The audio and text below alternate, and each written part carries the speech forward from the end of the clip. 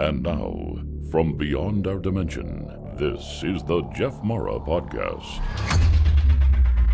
Here's Jeff. My guest is Jacqueline, who during her near-death experience has touched bardo and has come back to tell about it. Jacqueline, thank you for joining me and welcome. Thank you for having me. Jacqueline, if you don't mind, let's just talk about your NDE. Sure. Okay, so I guess going into it, I should say, before this, I was experiencing a deep state of depression. I guess you would also call it a spiritual crisis, because I had no idea what I was supposed to be doing. But at the same time, I started experiencing these increased episodes of synchronicity, and it kept building and building, and led me to this Gnostic text called the Pistis Sophia, which for some reason paralleled my life. And after I had read it, I think it was like the next day, I fell into a coma. Wow. Yeah. Was there a medical reason why you fell into a coma? No, they couldn't give me an answer about why it happened, but I had gone into shock. My blood pressure was so low that I guess my heart stopped, and they had to pump me with adrenaline. And then I remained in a coma for like a while after that. It wasn't too long, like it wasn't like a week, it was like half a day or something. And when I came out of it, I had no memories, none, no self memories at all, no memories of anything except for the experience. Okay, I mean, you had no memories of your life prior to the coma? Correct. I did not know who I was. I did not know where I was. And in fact, coming back into my body, it was almost like a roulette like type wheel. You know how like the ball goes and lands in one little slot? That's where it was for me. I was spinning across multiple lives, across like I guess it might have been multiple timelines, and I felt like I could have landed in any body, and it's almost like it was connected by states of consciousness, and where I was and the similarity to it that allowed me to settle where I was. I almost ended up in another body. It was so weird. Let me ask you this. Normally I don't interrupt and we start asking questions early, but since we're here, somebody must have discovered your body and took you to the hospital?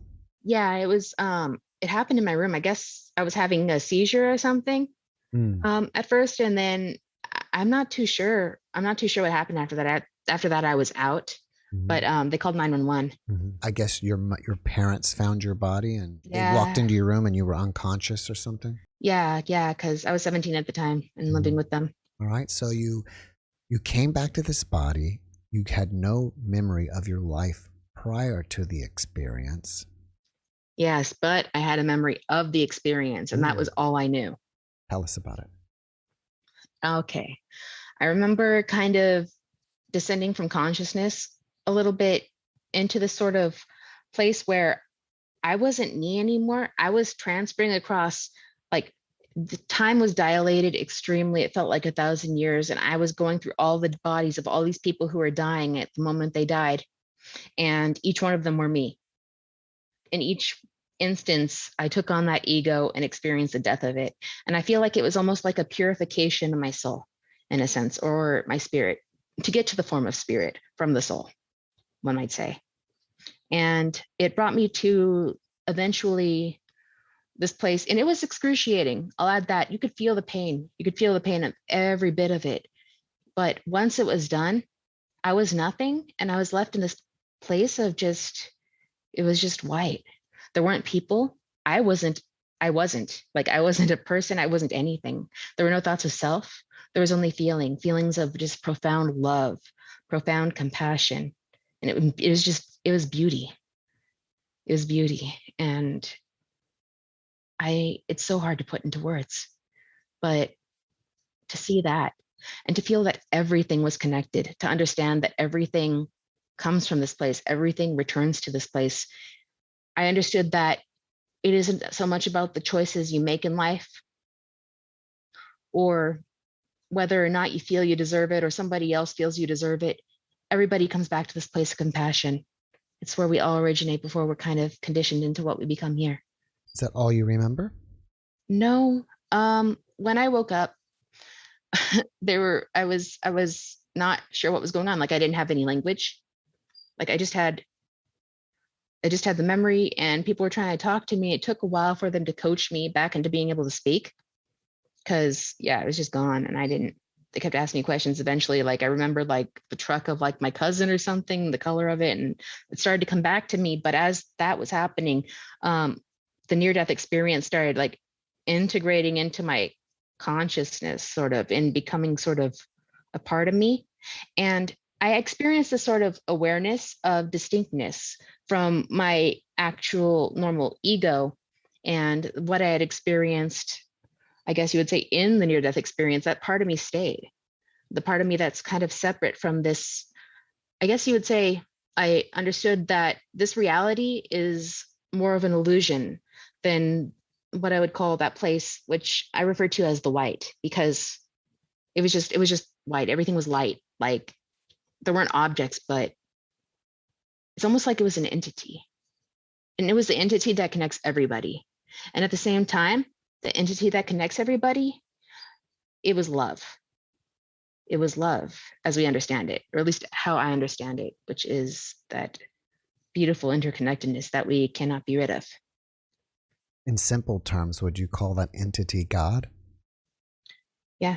I'd say that, yes, it is God. What I touched was something that is inside all of us, something that we'll all rediscover. And it doesn't matter what your beliefs are. It doesn't matter what you do. It doesn't matter where you came from.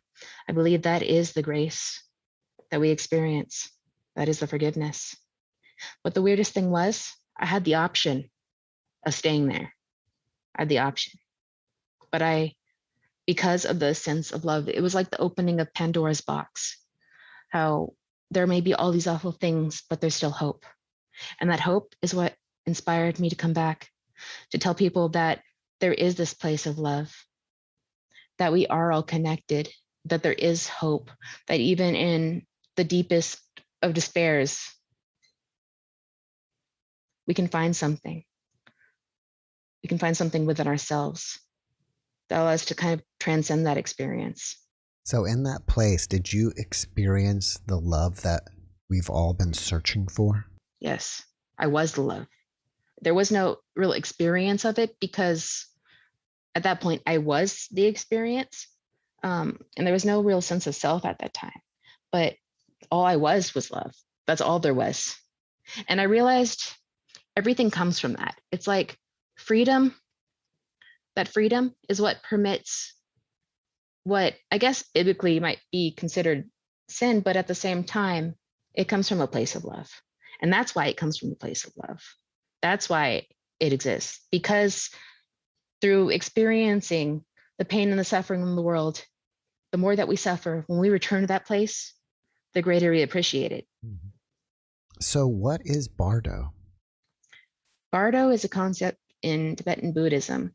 It has some distinct stages that involve ego disintegration and trials and tribulations. And for me, that was when I was spiraling through all these different perspectives, experiencing this ego death, being torn from my body over and over again, from my beliefs, my awareness. Just it's the purification process. And to touch bardo is to receive a sort of shamanistic knowledge and bring it back to share. And I kind of consider myself a shaman in that respect, because I kind of understand now how we're connected, why we're connected. And I can kind of make a connection to, like, say, religion and spirituality and different practices and say, hey, might be what they were talking about. I can see these similarities to these religious texts. Maybe this is what they were getting at. You said why we are all connected.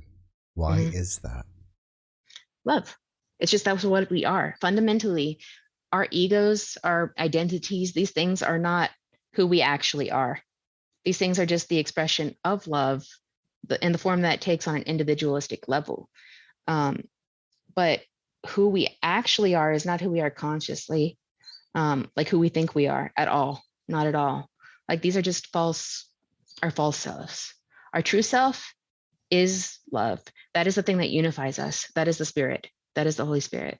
Why do we come here, in your opinion? I think, to be honest, that when we experience that place of love everybody has that impulse of hope, a desire to share, because that feeling of love is so overwhelming. To stay there is just, you want to share it, you want to give it, you want others to be able to experience it over and over again. And that's the hope. Do you think that we could stay there for eternity, or are we? Yes. We can. So then if we can and experience it, then why bother coming here? Because you'll be eventually so filled with love that you have no choice but to share. It's almost like an overwhelming sense. It's a beautiful place to be, and it's not a negative feeling. It's not in any way harmful.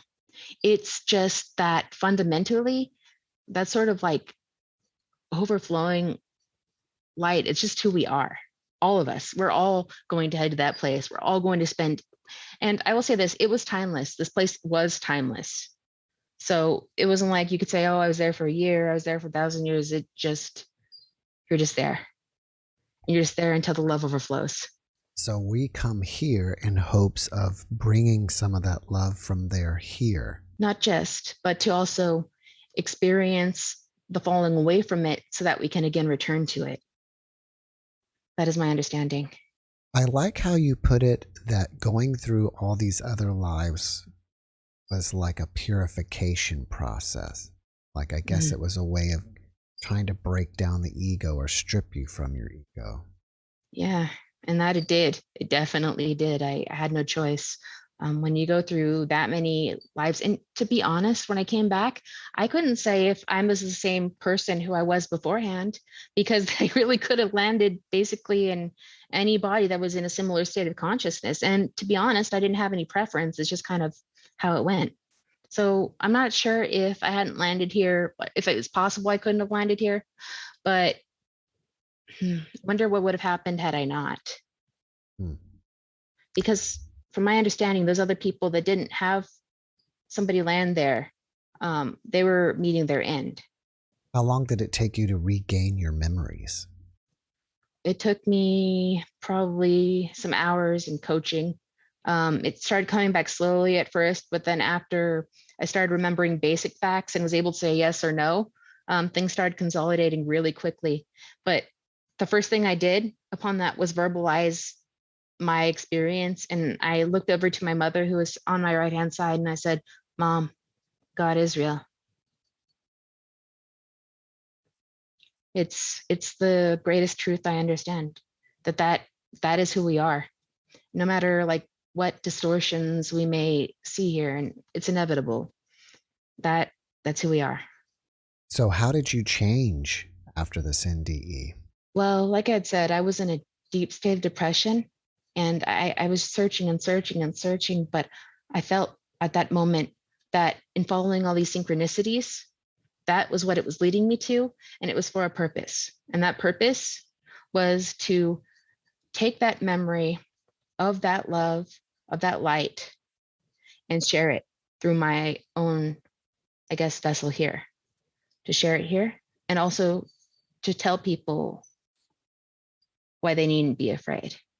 Do you think it's possible then that this experience was pre-planned before it happened? Yeah. Yes, it's also inevitable, I believe, for everybody. I think even though people experience different like things in their near-death experiences, I think once you are stripped away of the ego, once there are no people, that's the place we ultimately arrive at. But I think no matter who you are in this world, we all become the same. Can you tell us about some of the synchronicities that you experienced prior to this? Yes, it was interesting. For example, I kept getting this mental flash of the book The Giver in my head. And I'm like, why? I haven't read this book. I saw it one time when I was in 5th grade. Like, why do I keep thinking of it? Or like, what is going on? So it just kept popping into my head, and I kept pushing it away. I'm like, I don't know why this is happening. I go to the library, I sit down, I look up, there it is, right sitting in front of me. And right inside of it, it holds the answer to my current spiritual dilemma or question. And each step I took, each synchronicity I had, it taught me something different like that.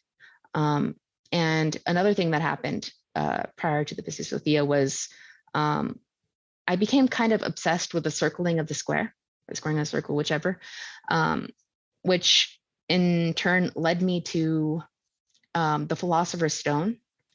I'm not sure, like this is, when I say the Philosopher's Stone, I'm talking about not turning metal into gold, but the soul, the transformative process that it can undergo. And I think it was foreshadowing kind of what I was going to go through. And I think this was my intuition kind of cluing me and saying, prepare yourself.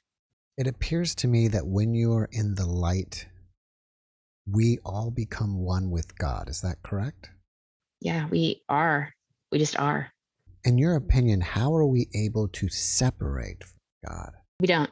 It's an illusion.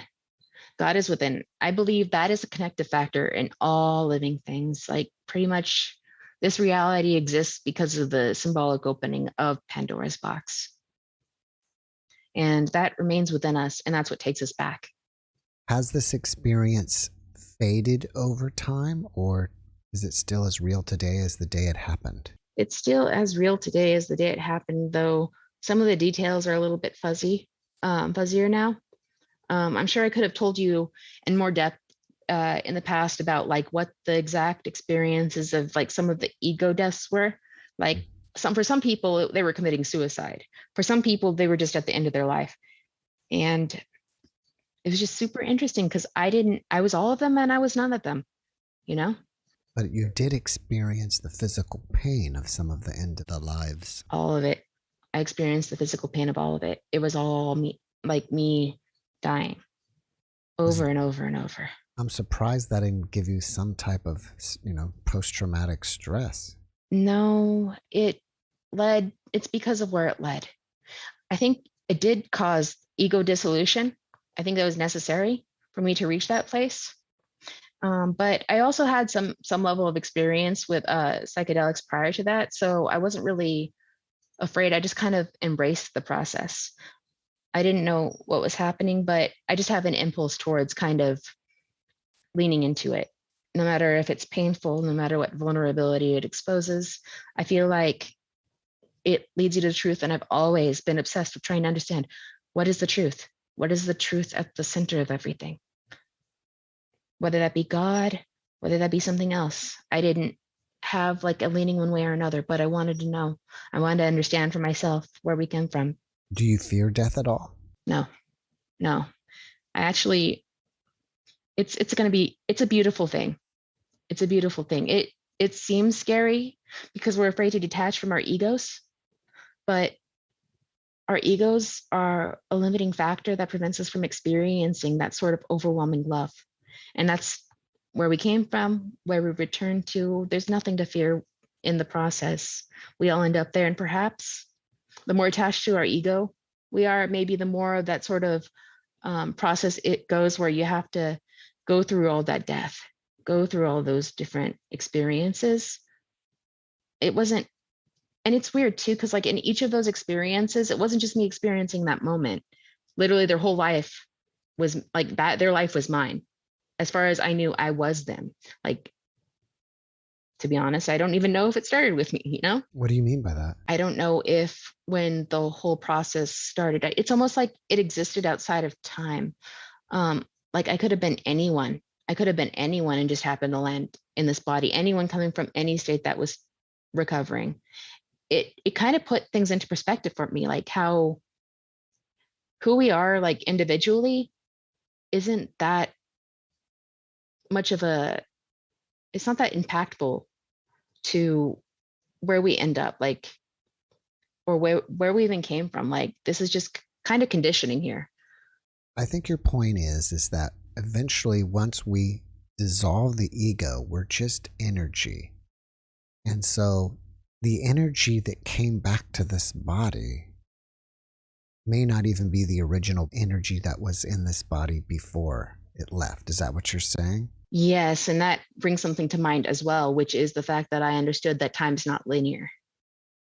Time is not linear objectively, which of course it's a human construct. I knew that in concept, but to experience it like that, to be darting across places in time, across different bodies, it's just like, it kind of really shows how much of an illusion our perception instills upon what we believe reality to be. You know, some people may call that a walk-in. Have you heard of that term? No, I haven't. And I'm not 100% clear on it, but you know, at some point, it's like someone has an NDE or something, and then someone else comes in and takes over, and they assume, you know, the body and everything, and maybe they eventually, the previous memories become part of this person's memories. I would say that, except for the fact that when I came back into this body, I didn't have an ego attached to me. Mm-hmm. So it's not like I became a different person. I just have this expanded awareness of like I guess you could call it a higher self that we kind of all share. Mm-hmm. And it did kind of give me this sort of ability to kind of tap into that knowledge at times, but I also have this understanding that it's not something that's supposed to happen. And the more that I do it, the more kind of unstable things get around me. So I kind of stay away from it. Like I understand that in this world, this is the ego's world. Mm-hmm. This is the world of the ego. So that part isn't supposed to cross into it so much, but I can still lean on it sometimes.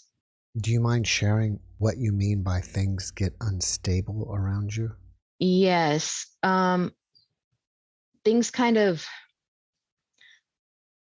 become a little bit, there's too much synchronicity. Like it happens almost too frequently to the point that like you feel like you're kind of bound by it. Like you don't really have a choice. Like it kind of almost diminishes your free will to an extent. And it's very distracting from the sort of things, like it's distracting from the things the ego would do, which is just to be. It's just saying, follow this sign, follow this sign, follow this sign. Yeah, it's true. Maybe it leads somewhere, but in the end, we all end up at the same place. So why would I want to pursue it now? I kind of feel that we have short-term memories here in our brain, and then our brain converts them into long-term memories that's stored in our higher selves. And I like to use the word complete self because that's where the rest of us is. But it seems like that we're almost at a crossroads here, because it sounds like that from where you were, you've got to even strip away the higher self. You just become pure energy. And so is the higher self, or all those memories collectively everyone's? Yeah. I believe that we're all actually the same. And it's just that in this reality, we have this kind of, it's just an illusion that we're distinct from each other, the illusion of distinction. But at the core of all this, even beyond perception, beyond the brain, I believe that's the unifying factor. And I don't think it ever changed. I don't think it began, and I don't think it ends. It's just almost cyclical. Have you noticed that you've had any, cognitive changes that could be psychic since you've come back? I'd say my intuition was enhanced because, again, I can tap into the sort of like higher self stuff if I want to. In some situations, I'll get like a feeling, like it's almost like a quantum connection to people sometimes. Like I'll know if something is going on that's serious, I'll know to contact them, or I'll know that this is about to happen or that is about to happen, almost like precognition. And even though I kind of had that ability before, like it's enhanced. Like I'm not gonna say like I'm a prophet or something. It's not like that. It's more specific to individuals because there's just the way my consciousness is oriented, I think. But it allows me to empathize greater. I wouldn't say warn, because it's more like you have to kind of be welcomed into a person's life, like in order for them to be receptive. And I understand that, because it's not my job to save people or anything necessarily, because there's nothing to really be saved from, besides, what is going on in this reality. Before this experience, were you a religious person? No. Have you become religious now? I'm religious in the sense that I consistently practice mindfulness, but not in the traditional sense of going to church. Yes, I believe in God. I believe that a lot of religious texts kind of point and hint at the truth. But I believe that there are many paths to the same destination. and also many roads away from it. I think that's where we are. We are those paths. A handful of my guests are people who experience NDEs that could be considered quote unquote hellish. Mhm. Why do you think that people would experience something like that? I'd say it's tied to ego dissolution as well.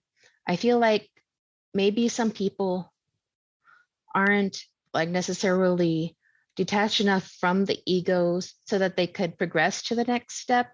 They aren't necessarily like torn from the experience in the same way that I was.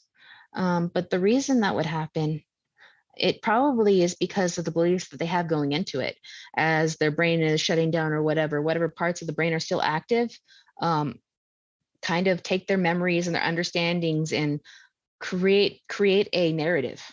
And that was the thing about mine. Mine didn't really have a narrative. There was no structure. Mm-hmm. And it's not to say their experiences aren't valid either. Right. They're definitely valid. You mentioned that you've done psychedelics prior to this experience. Is there a big difference between this experience and psychedelics? Yes, definitely. With psychedelics, I would experience a greater sense of unity with people. I experienced heightened empathy.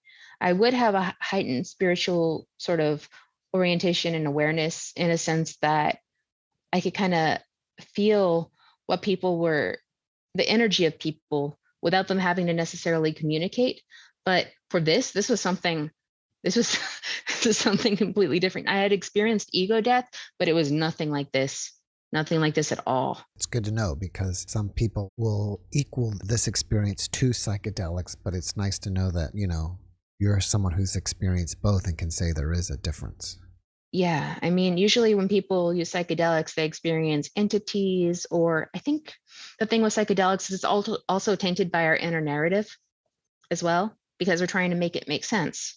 So because of that, they can't really reach the same destination. I think what had happened is that the parts of my brain that were becoming inactive allowed that filter to be gone so that there was no sense of personhood at all.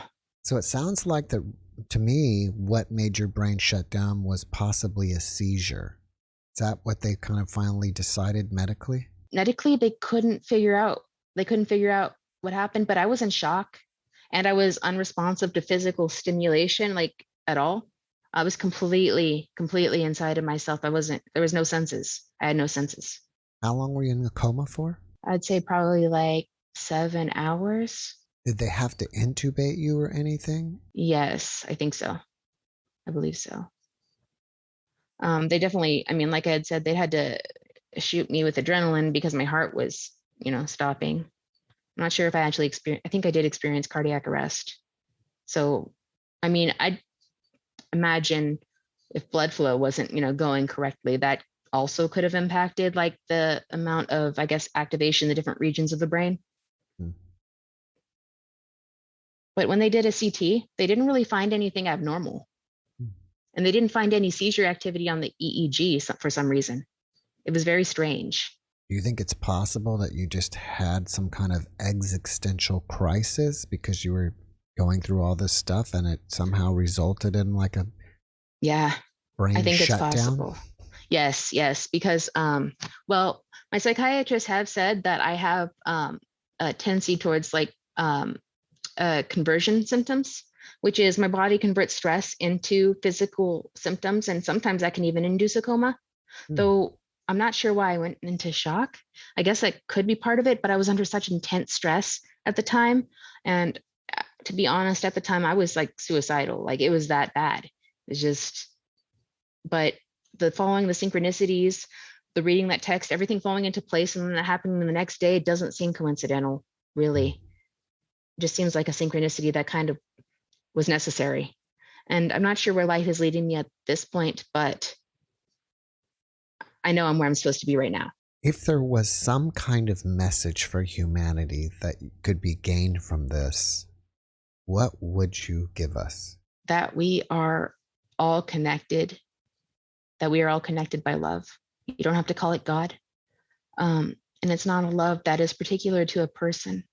It's a love that is so overflowing that it can't be contained. And that love comes from hope. Hope is why we exist. Hope that we can appreciate ultimately the return through what we suffer. Because I think without these contrasts, we wouldn't be able to really say, this is what love is. And it might be that this sort of place is necessary for that love to exist as well. Have you noticed since you've been back that you have an ability to manifest stuff? To an extent. But that's the type of thing I try not to lean into too much. Like, I know I have the capacity, like for spiritual stuff, but I don't think that's my path. At this point, it's just to help people as they come along. To people I've noticed tend to now come to me more, much more than they did in the past. And it happens kind of out of the blue. But usually when people come to me, it's because I have some piece of knowledge or understanding that they're missing. And I call that kind of bridging of perspectives, because sometimes people are just missing a little piece of the puzzle, and that's what they need to continue the next step in their understanding. It's interesting that you use the word hope, because you would think that when you're on the other side, you have everything that you need. So what is there to hope for? You do have everything you need. And we always have everything we need. It's just an illusion to think that we don't. But the hope is that sharing is possible, that this love doesn't have to be contained within, like, sort of, I guess you could say, one place. It even that place was like endlessly expansive. You want to give. You have this compulsion through love to give. And that's what I think love kind of is for. It's forgiving. Did you come into contact with any other beings on the other side, or just God? Aside from going through the different lives and the different deaths, it was just God. And God was everyone. And it's amazing. What do you think inspires you about the experience? What inspires me about it is I used to constantly question like concepts like heaven, hell, like what is true, what isn't true, where are we going, does it matter? Like, if I believe in this, that, or the other, am I damned if I believe in the wrong thing? Well, what's inspiring to me is that this is accessible to everybody. Everybody is going to, I believe, inevitably reach this point.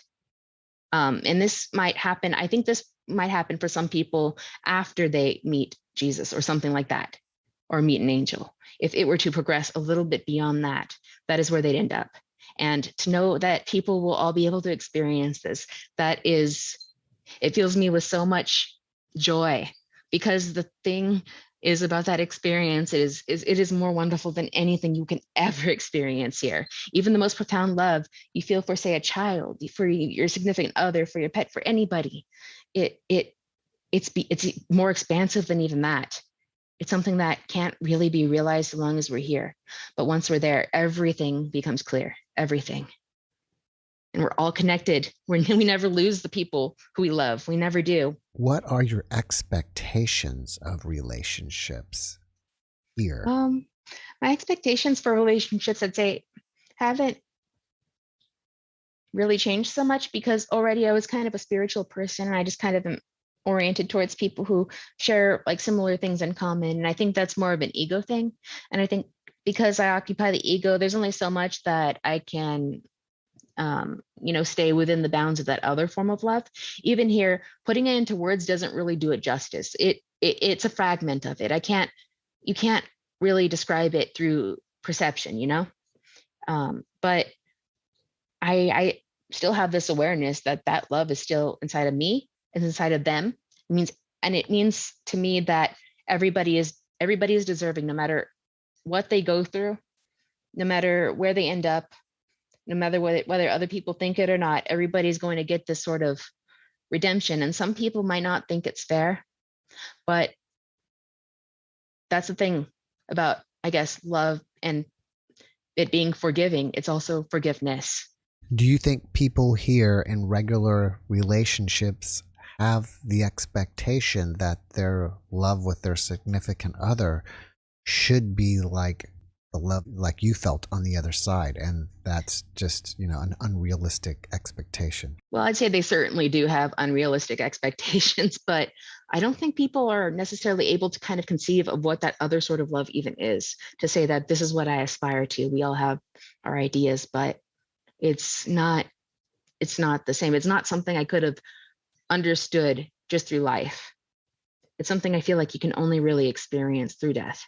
Do you think people who have had NDEs, or even you, change your expectations of what you want out of a relationship?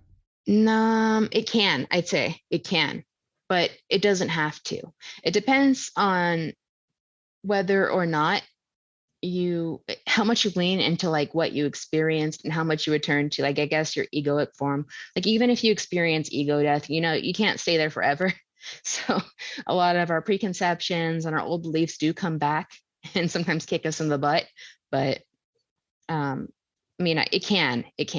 Do you like having an ego? I think as much as a person can like something, sure, it gets in the way. It taints my perception. It makes me believe things that aren't true. But I think that having the concept of free will and being able to seemingly choose and have these different encounters, even though they're not always easy, it's a beautiful thing in itself. You think possibly we keep coming back because it's fun and we like it? Yeah, I think that's also part of it. I mean, that's the fun, is the hope and the giving of love, like that, and the return and the journey. It's all of it is just, I can't express like how amazing it is and how much joy I feel knowing that everybody's going to get to experience this. We shouldn't be afraid of death for that reason. I don't know if you've had anybody close to you die since your experience, but if you've had, do you grieve for that person? Of course. Even though, because again, I'm still egoic in my form here, I still have these attachments. I still feel this loss. And even though I know they're not there physically, I know they're there within me. And I mean that, like, also in the sense that I know that where they went, I know that at some point we were also the same, and that they're never really gone. The concept of their personality, sure, maybe, but I also understand that's not who they really are. It helps me, I guess, see through people's behavior, I guess, further to the core of the person, to try to understand where their behaviors are kind of coming from, and to be able to help them in some ways. It must be amazing to be finally completely stripped of your ego and then just consider yourself energy. It wasn't really a feeling of amazement. There wasn't I wouldn't say there's like a conscious realization or something to have pride about, because you just were like the energy. You didn't have thoughts, you didn't have filters, you didn't have good or bad, really. There was no good or bad there or anything like that, or right or wrong. There just was. I guess it's more of like, oh, this is what I am, and all that was just an illusion.